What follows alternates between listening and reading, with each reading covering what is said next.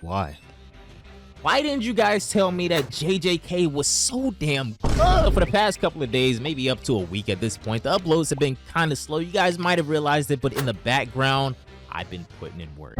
I binge read all of JJK, and I'ma just say it's my favorite anime. But even though, and I will admit, I really hold JJK in high regards right now, there's a couple of things, and one thing in particular that really bugged me about this series. And I'll just cut straight to the chase. Even though he is undoubtedly one of, if not the most popular character in JJK, I don't know if Gojo is necessarily good for this series, or more specifically, the way he's written. In shonen, or a lot of these battle anime in general, it's actually pretty unusual for the sensei character to be this strong. Not just strong, but limitlessly strong. Usually they're supposed to be killed off somehow for the protagonist's character development and things like that, but can't really do that with Satoru Gojo.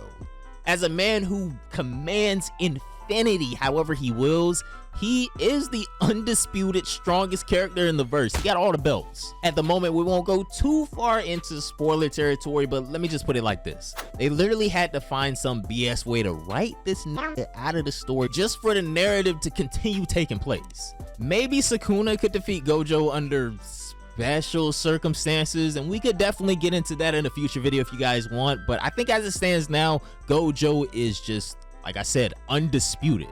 We all know that the Sukuna versus Gojo rematch is inevitable at some point in the story, and to be fair, Gojo is not going to be able to defeat Sukuna, but it's really hard to imagine that Sukuna will be able to defeat Gojo in this moment either. As a member of the Gojo family, he is the first person to inherit both the Limitless and the Six Eyes in 400 years. Limitless is inherited by pretty much everyone in the family, but without the Six Eyes, which is stated to be the strongest jutsu in history, it's pretty impossible to do the truly crazy stuff with it. Now, the thing about Gojo is that he is right now the only member of the Gojo family that we currently know of, as we know that the previous Six Eyes user was killed by the 10 Shadows of the Zanin family, but we don't know the face or the name or anything like that about the previous user. At present in the world of JJK, the Gojo family has the most influence, and that is really all because of Satoru. He is the strongest, and therefore he alone is able to selfishly impose any political power however he wants. Still, just like the Gojo family, however, the other two families, the Zanin and the Kamo family, have their own distinct jujutsu capabilities, but the reason Gojo's Six Eyes has always been considered the strongest jutsu is because of the terrifying combination it makes with the Limitless. In a way, the user of both of these inherited techniques embodies perfection. As the author stated, everything about Gojo Satoru is perfect, except his personality. He wasn't always this goofy though. I mean, long before things went wrong between him and Geto, Gojo used to be a much more serious and grounded individual, honestly. He had a lot of respect for Suguru, saw him as an equal, and more importantly, as his best friend. The thing with Suguru and everything that happened in the past changed Gojo. Now that he no longer had someone like a best friend to help him feel normal, it was only natural for him to gradually take on a goofier, more arrogant persona. And now that was his plan. By using education and proper guidance, he planned on fostering a new generation of sorcerers who could one day stand beside him as equals. To that end, he'll have to fix and reform the Jujutsu society from its very foundation, but his snarky attitude and blatant disrespect really to other people in the Jujutsu world is a pretty clear indication of why he ratios and ignores anyone and everyone if he so chooses. This is how he was able to protect Itadori and Yuta. So with all of that in mind, let's just keep it a buck. Let's keep it a stack, fam. Gojo should honestly be focusing on finding a woman so he can keep the Gojo family going and keep up this power that they have in the world, but it looks like he's just more interested in goofing around and training the students and looking at everyone with an expression that says that he is the strongest and they just all kind of suck. But his arrogance is pretty understandable and is only ever a threat to those he doesn't agree with. If you're a student, of course he'll care about you, and in that case he isn't really all that interested in flexing. Another point to consider is how back in Gojo's teenage years, he still hadn't reached his peak, so that's why he lost to Toji the first time they fought. But after mastering his reversed curse technique and revealing its strength in their follow-up battle, He experienced this feeling of euphoria where he realizes that he's actually invincible. There in that battle, as he can't have enough of himself, he ecstatically declares that throughout heaven and earth, he alone is the honored one. I mean, if you know you're the strongest and there's nothing that could possibly threaten you, Goofy probably becomes the default state of existence.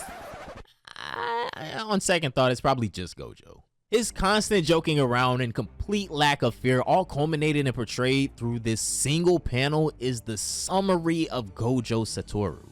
But now we gotta get into these like JoJo Otsutsuki level abilities that this man has, because they don't make any sense. Starting from the most basic, Gojo may not have as much cursed energy as Yuta, but it's vast enough that he can use his domain expansion multiple times a day without the need to take a nap.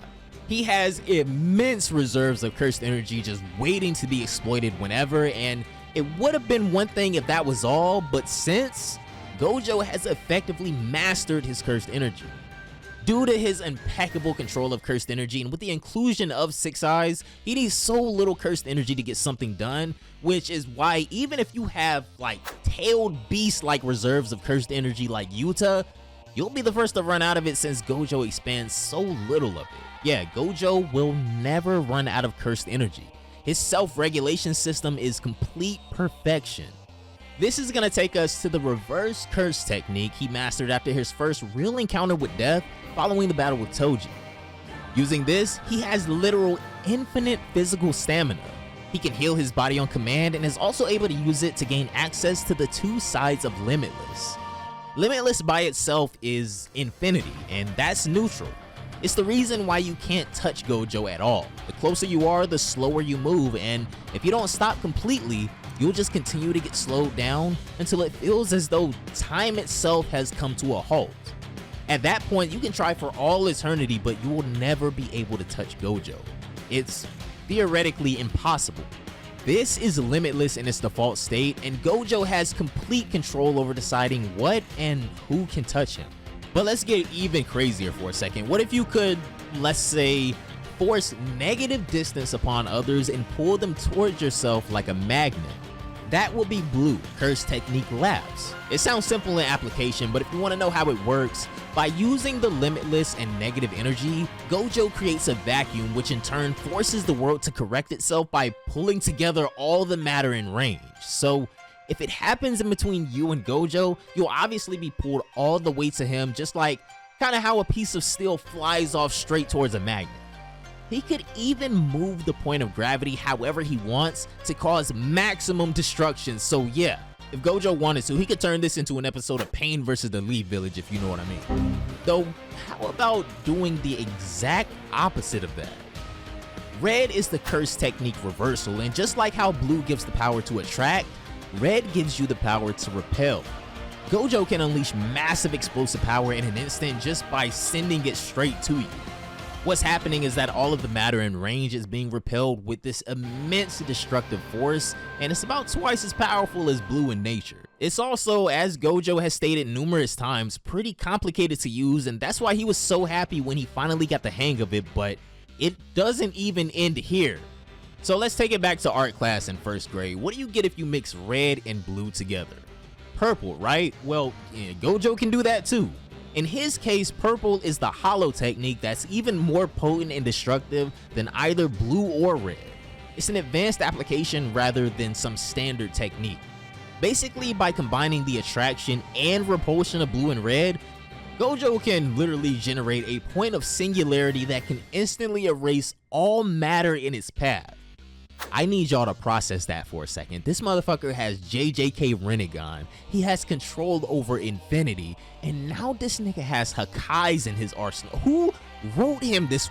This is JJK Beerus. So after Limitless Smoke, we got the 6 eyes of savagery, and these are the reason why Gojo can do whatever the hell he wants. The thing about Limitless is that unless you can actually perceive and see the flow of cursed energy, it actually really isn't that strong.